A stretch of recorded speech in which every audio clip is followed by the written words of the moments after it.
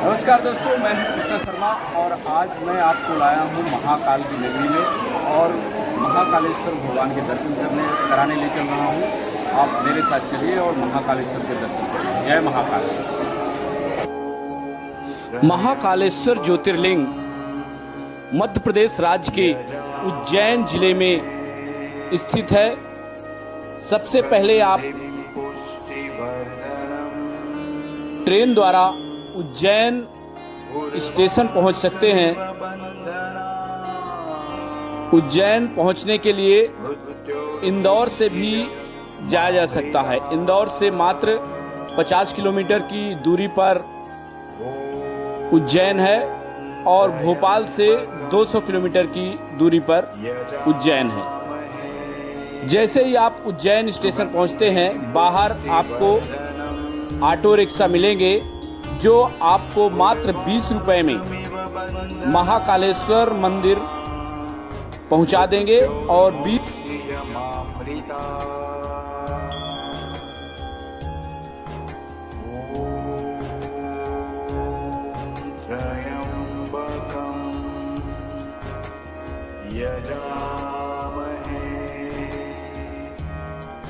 सुगन्धिं पुष्टिवर्धनम् उर्वारुकमिव बन्धना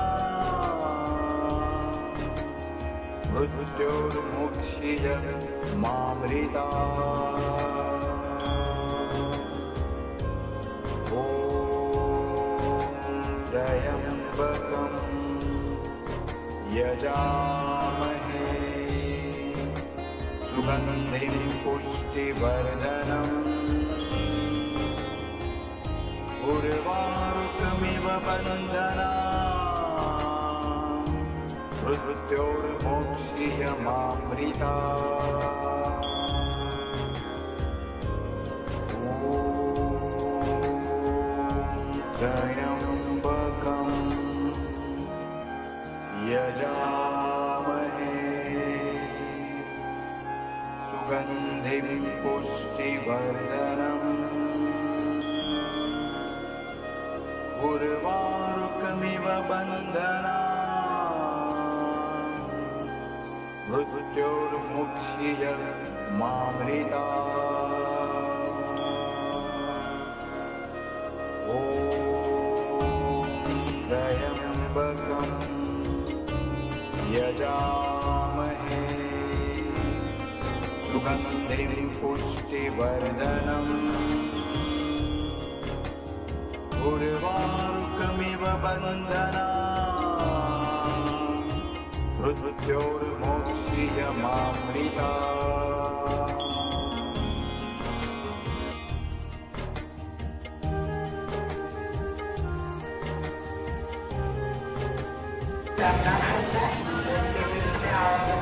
जय महाकाल।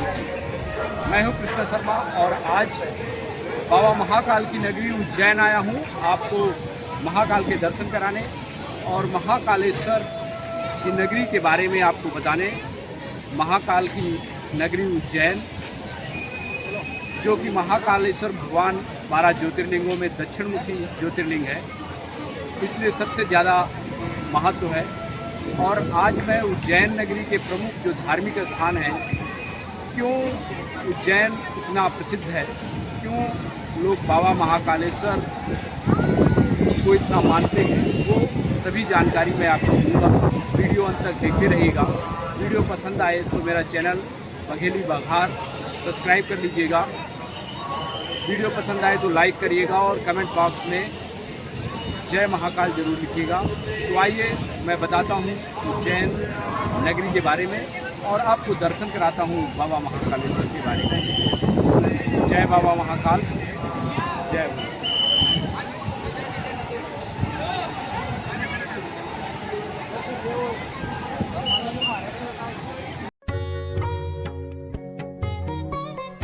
यह महाकालेश्वर मंदिर के बाहर का परिक्षेत्र है। बाहर यहाँ पर दुकानें लगी रहती हैं जो फूल और पूजा की सामग्री देते हैं। आप दुकानदारों के यहाँ अपने बैग या सामान रख सकते हैं और उनसे आप फूल माला जो पूजा की सामग्री है वहाँ से लेकर अंदर निःशुल्क मार्ग से प्रवेश कर सकते हैं और महाकालेश्वर के दर्शन कर सकते हैं। महाकालेश्वर मंदिर भारत के 12 ज्योतिर्लिंगों में से एक है। यह मध्य प्रदेश राज्य के उज्जैन नगर में स्थित महाकालेश्वर भगवान का प्रमुख मंदिर है।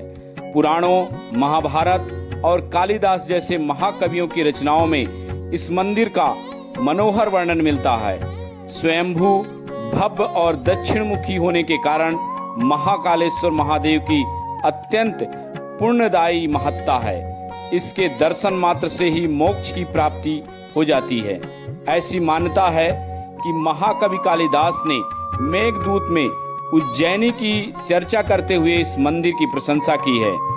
1235 ईस्वी में इल्तुमिश के द्वारा इस प्राचीन मंदिर का विध्वंस किए जाने के बाद से यहाँ जो भी शासक रहे उन्होंने इस मंदिर के जीर्णोद्धार और सौंदर्यीकरण की और विशेष ध्यान दिया। इसलिए मंदिर अपने वर्तमान स्वरूप को प्राप्त कर सका है। प्रतिवर्ष और सिंहस्थ के पूर्व इस मंदिर को सुसज्जित किया जाता है। मंदिर में बड़ी बड़ी स्क्रीन लगी रहती हैं। मंदिर के बाहर आप भोलेनाथ के दर्शन कर सकते हैं। यह गेट नंबर 1 है। यहाँ पर पुलिस चौकी भी है और प्रमुख गेट है। इसके माध्यम से आप अंदर प्रवेश कर सकते हैं। शीघ्र काउंटर यहीं पर है। 250 रुपये में आप अपना शीघ्र दर्शन की टिकट यहाँ करा सकते हैं और भस्म आरती की टिकट भी यहाँ से आप ले सकते हैं।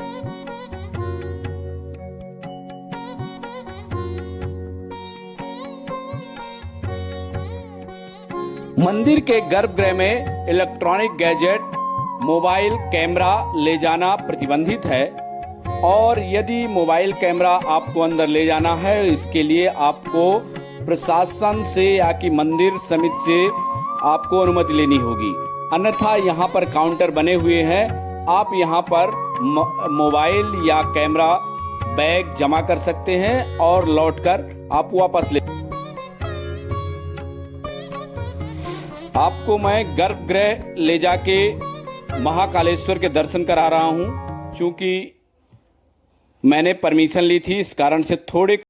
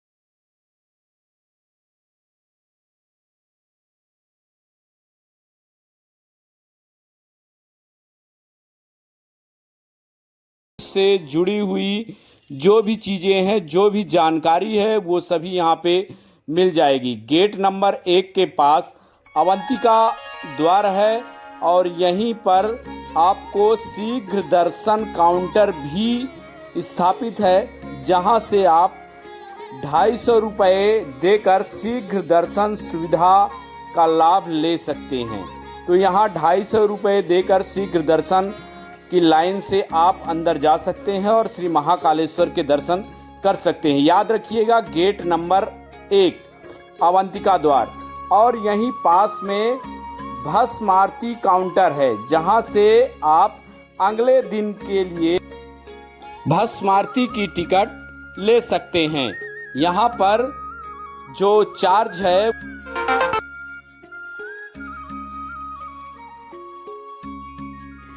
यहाँ पर एक बोर्ड भी लगा हुआ है। जो लोग निःशुल्क आरती में शामिल होना चाहते हैं, वो वेबसाइट पर जाकर अपना रजिस्ट्रेशन करा लें और पूरी जानकारी बोर्ड में दी गई है।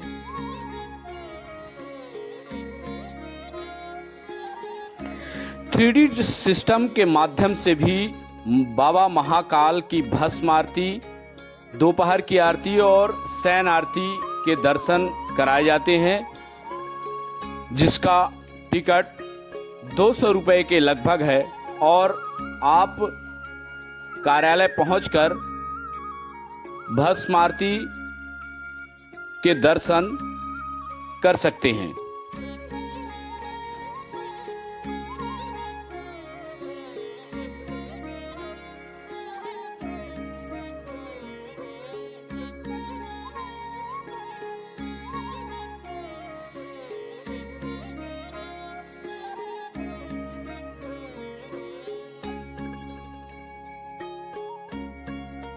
यह महाकाल लोक का प्रमुख द्वार है। मेन रोड से इस द्वार के माध्यम से आप महाकाल लोक के अंदर प्रवेश कर सकते हैं और महाकाल लोक में स्थापित अनेक शिव प्रतिमाएं और सप्तऋषि की प्रतिमाओं के दर्शन आप कर सकते हैं। महाकाल लोक घूमने में आपको लगभग 1 से 2 घंटे लग सकते हैं। कई प्रकार की प्रतिमाएं यहाँ स्थापित की गई हैं। भगवान शिव अनेक रूपों में यहाँ पर स्थापित हैं, चाहे वह भगवान शिव की हलाहल विष पीने वाली प्रतिमा हो या भगवान शिव की जब माता पार्वती से विवाह करने जा रहे थे तब की प्रतिमा हो। ये प्रतिमा गंगा को जटाओं में धारण किए हुए आप देख रहे हैं।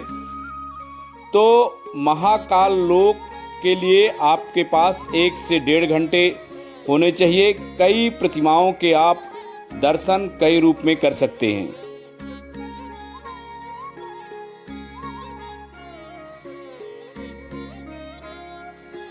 यह प्रतिमा शिव भक्त रावण की है, जो कैलाश पर्वत को सर में उठाए हुए है।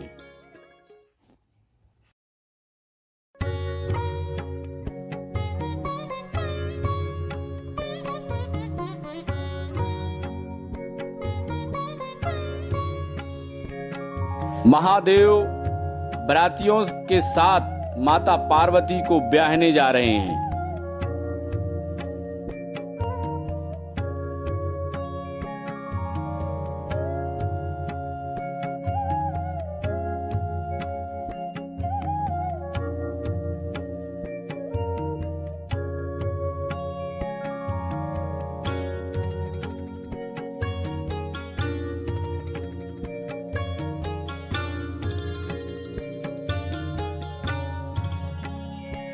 भगवान शंकर समुद्र मंथन के बाद हलाहल विष पीते हुए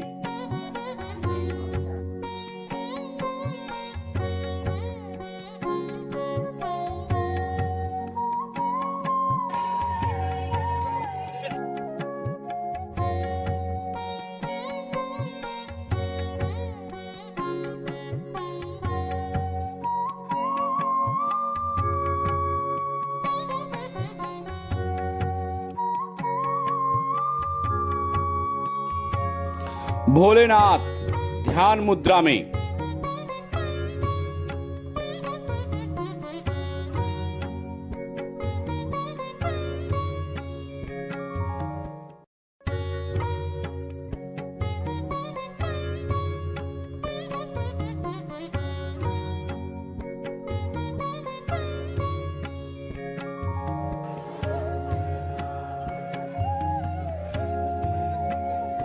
यह महाकाल मंदिर के बाहर निकलने का प्रमुख द्वार है। इसके माध्यम से आप बाहर निकल सकते हैं और उज्जैन के अन्य मंदिरों के दर्शन करने चलते हैं।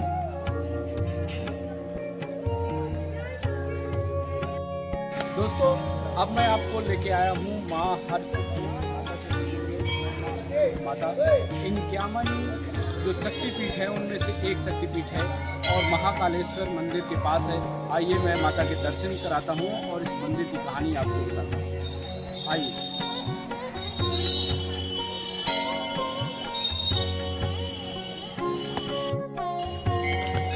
उज्जैन में 2 शक्तिपीठ माने गए हैं।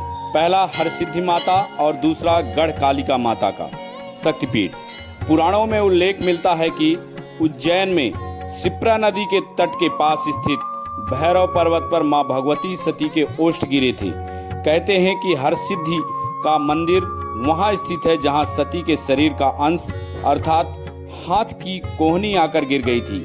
अतः इस स्थल को भी शक्तिपीठ के अंतर्गत माना जाता है। इस देवी मंदिर का पुराणों में भी वर्णन मिलता है।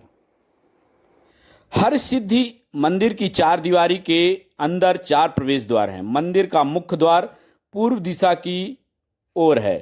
शक्तिपीठ होने के कारण इस मंदिर का महत्व बढ़ जाता है।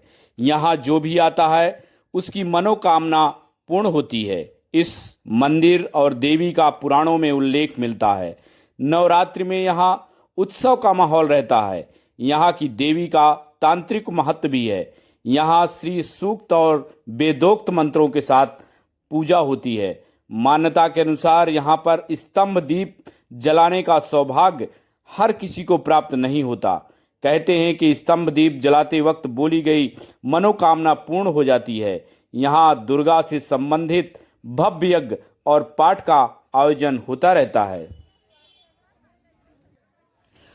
आइए मैं आपको माता के दर्शन कराता हूँ, फिर आगे बढ़ता हूँ। जय माता दी।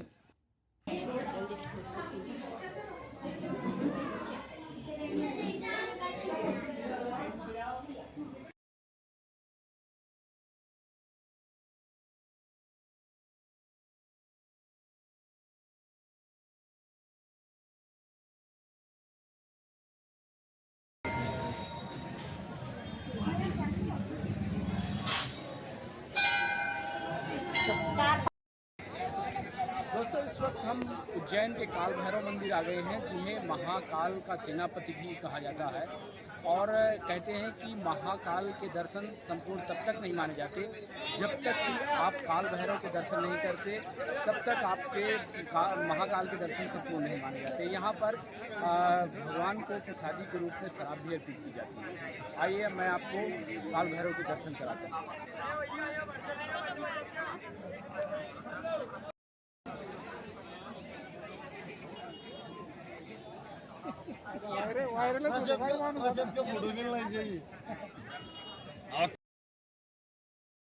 काल भैरव का मंदिर महाकालेश्वर मंदिर से 6 से 7 किलोमीटर की दूरी पर है। यह शहर के संरक्षक देवता काल भैरव को समर्पित है। शिप्रा नदी के तट पर स्थित यह शहर के सबसे सक्रिय मंदिरों में से एक है। यहाँ रोजाना सैकड़ों भक्त आते हैं। ये जो बैरिकेड्स में बंधे हुए हैं धागे, ये लोगों की मन्नतें हैं, मुरादें हैं, श्रद्धा है, विश्वास है। काल भैरव के दर्शन करने जब श्रद्धालु आते हैं तो अपनी मन्नतें, मुरादें धागा बांधकर भगवान से मांगते हैं। पूरे इस परिक्षेत्र में ऐसे धागे आपको देखने को मिलेंगे।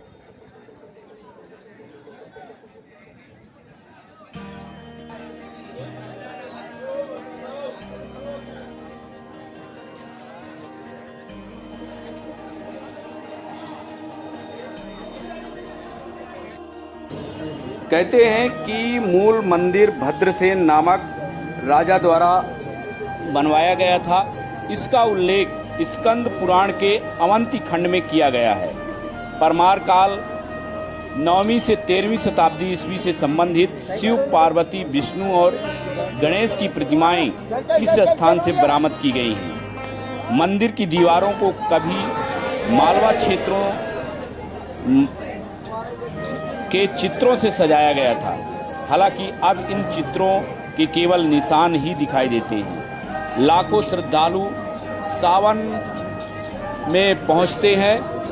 वैसे भी इस मंदिर में हमेशा भीड़ रहती है और लोग महाकाल दर्शन के बाद काल भैरव का दर्शन करते हैं। आइए मैं आपको काल भैरव के दर्शन कराता हूँ।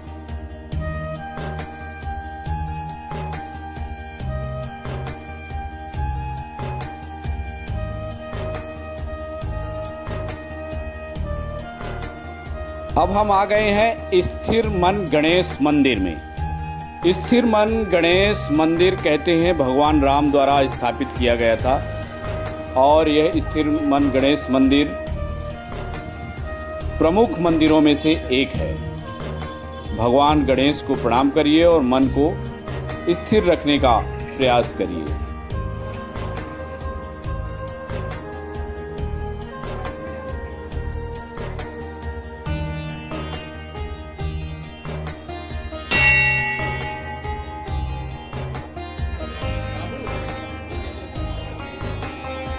गढ़ कालिका मंदिर 51 शक्तिपीठों में से एक है। यहाँ भगवती सती के ऊर्ध्व होष्ट ऊपरी होंठ गिरे थे। यहाँ की शक्ति अवंती और भैरव लंबकरण है। गढ़ कालिका का मंदिर 18 महाशक्तिपीठों में से आता है। 18 शक्तिपीठ स्रोत जो जगत गुरु आदि शंकराचार्य के द्वारा लिखा गया है, उसमें कहा गया है कि उज्जैनी या महाकाली, जो उज्जैन की महाकाली का वर्णन किया गया है, उसे स्रोत में वह गढ़ कालिका ही है।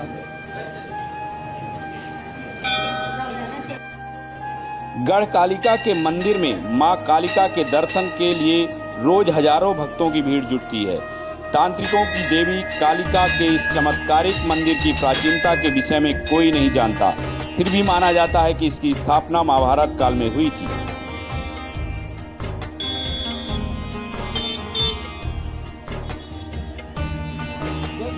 क्षिप्रा नदी के किनारे पर खड़े हुए हैं और सामने राम घाट है।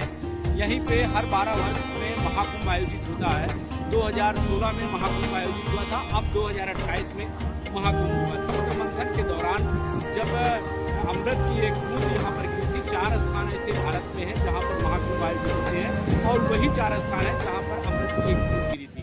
तो ये क्षिप्रा नदी है और यहाँ पर महाकुंभ आयोजित होती है और क्षिप्रा नदी के किनारे ही भगवान महाकालेश्वर विराजमान है और लाखों श्रद्धालु महाकुंभ में दर्शन करने आते हैं। मैं आपको तस्वीरों के माध्यम से दिखाऊंगा।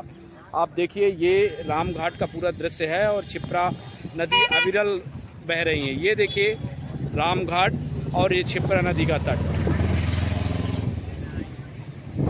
ये रामघाट आप देख रहे हैं। लाखों श्रद्धालु यहाँ पर श्रद्धा की डुबकी लगाते हैं।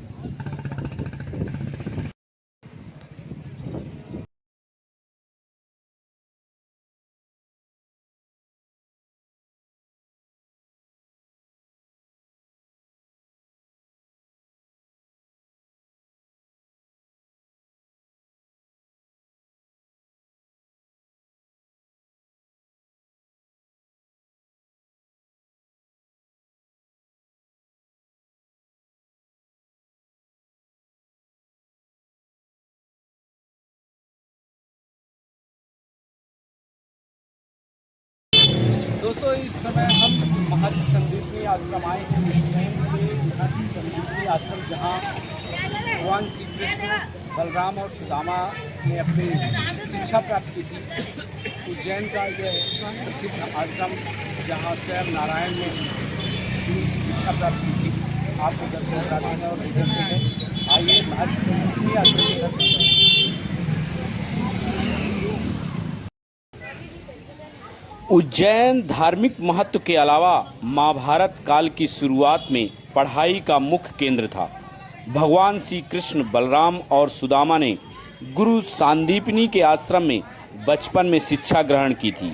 यहाँ से उन्होंने नियमित रूप से शिक्षा प्राप्त की। महर्षि संदीपनी का आश्रम मंगलनाथ रोड पर मौजूद है।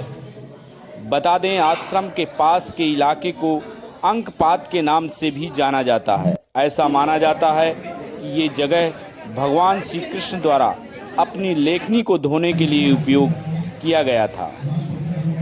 कहते हैं कि पहले ये आश्रम घास फूस का बना हुआ था, लेकिन बाद में इसे बचाने के लिए पक्का बना दिया गया।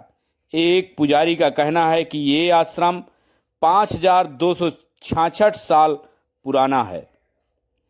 आश्रम में भगवान श्री कृष्ण, बलराम और सुदामा की बैठी हुई बाल रूप की प्रतिमा स्थापित है। सभी एक साथ विद्यार्थी की तरह हाथों में स्लेट और कलम लेते हुए दिख रहे हैं। जब बाल कन्हैया पढ़ने के लिए आए तब उनकी उम्र 11 वर्ष थी।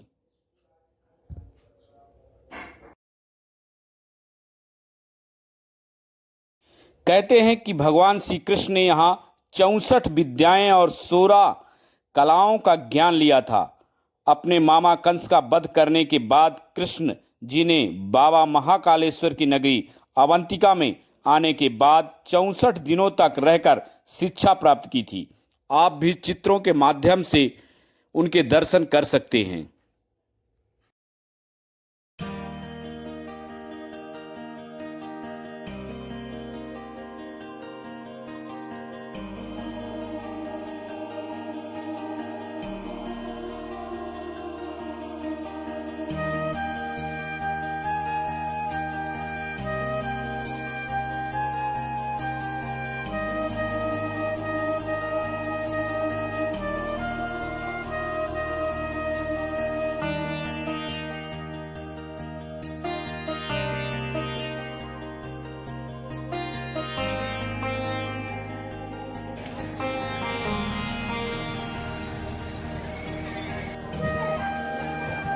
इस वक्त हम आ गए हैं मंगलनाथ मंदिर में और आपको भगवान मंगलनाथ के दर्शन कराने लेकर रहा हूँ। कहते हैं कि ये मंदिर घर के और मंगल ग्रह का जन्म स्थान भी है और जिसको मंगल होता है कई प्रकार के दोषों का निवारण यहाँ पर होता है और शिप्रा नदी के तट पर यह मंदिर स्थित है। आइए भगवान मंगलनाथ की आपको दर्शन कराता हूँ और इस मंदिर को देखकर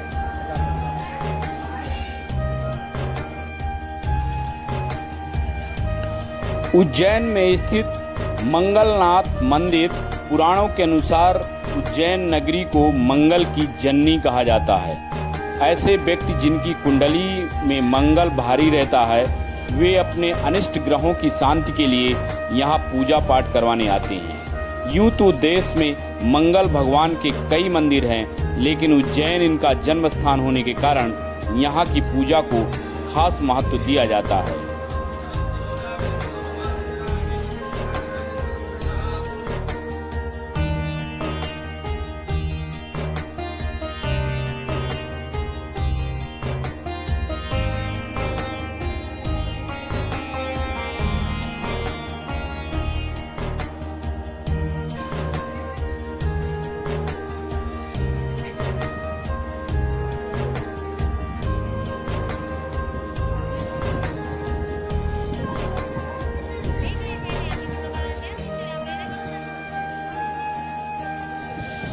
उज्जैन में वैसे तो कई मंदिर हैं।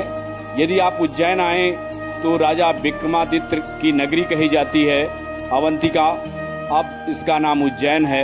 ऋण मुक्तेश्वर महादेव मंदिर, राजा भर्तहरि की गुफा और भी कई धार्मिक और ऐतिहासिक स्थान उज्जैन में हैं। आप जब भी आएँ सभी स्थानों का दर्शन करके महाकाल को स्मरण करें। जय महाकाल। जय महाकाल। तो दोस्तों, आज मैंने आपको महाकालेश्वर भगवान के दर्शन कराए। ज्योतिर्लिंग जो शिव का ज्योतिर्लिंग है उसके दर्शन कराए और उज्जैन नगरी के बारे में बताया। ये जानकारी आपको कैसे लगी ज़रूर साझा करिएगा, और एक वीडियो पसंद आए तो मेरा चैनल सब्सक्राइब करिएगा, लाइक करिएगा। जल्द मिलते हैं एक अन्य वीडियो के साथ, तब तक के लिए जय महाकाल।